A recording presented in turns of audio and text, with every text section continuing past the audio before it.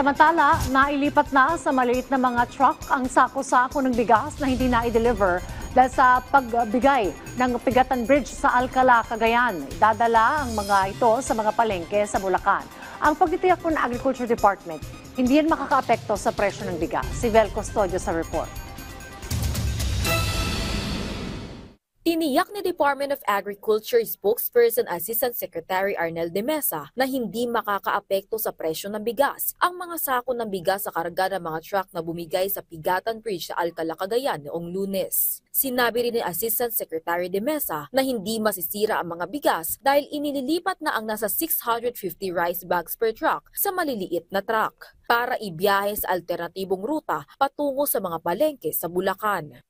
Mangyari lang dahil nasira yung tulay, iikot sila ng Bagao, it will take additional 30 minutes. Tatagal lang na konti ang biyahe.